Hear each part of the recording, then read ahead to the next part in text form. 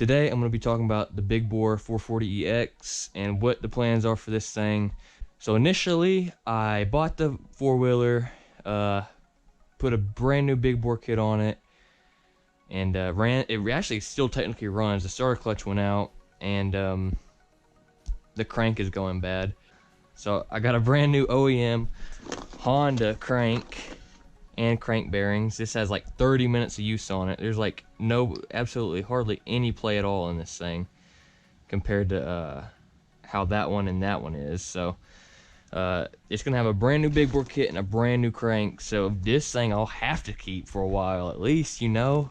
Brand new engine, it's gonna have a lot of power. Now the downsides of this, I had $1,200 into this thing. Now I have I had to buy a crank.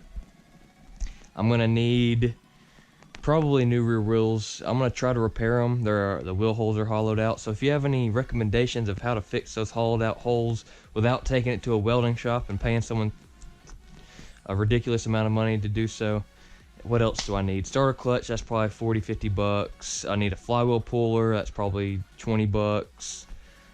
Probably tires, at least front ones, because I do like having like more worn out tires sometimes because you can drift them.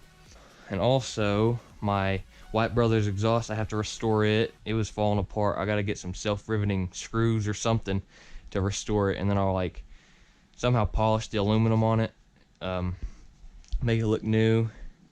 It has DVX front shocks on it.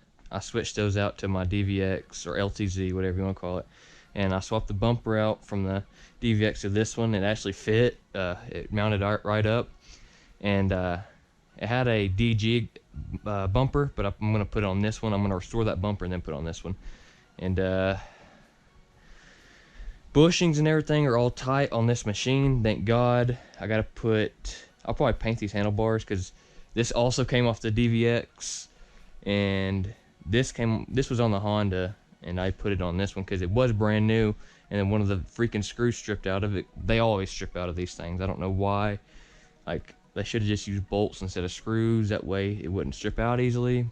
I'm not the designer. They know better. And the frame is actually in really good condition. Like, the paint is. It's dirty right now, but like even the sticker is still there. So I'm not gonna paint the frame or anything. I'll clean it up.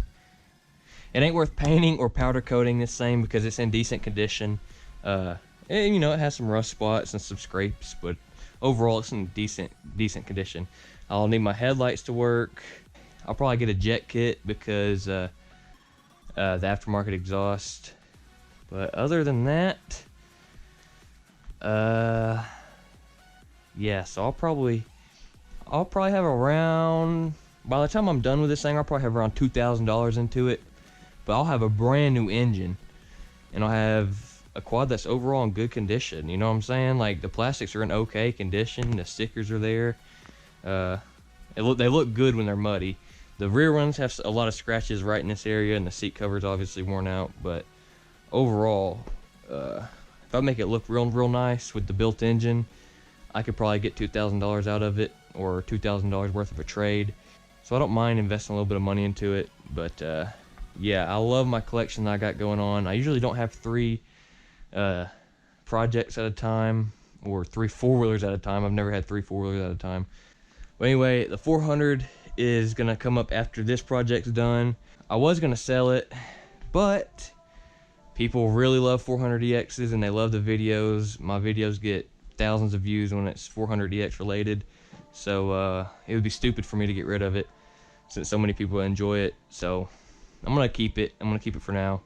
But if the right offer came along or the right trade came along, you know, I might do it. But for now, she's staying with us, and she deserves to be treated right because she's in decent condition. But anyway, guys, thanks for watching. I'll see you in the next one. Make sure to leave a like on the video if you did enjoy. Subscribe if you haven't already, and turn on post notifications so you get an update or a notification every time I upload and post. See you in the next one, guys. Thank you. Why'd I say thank you?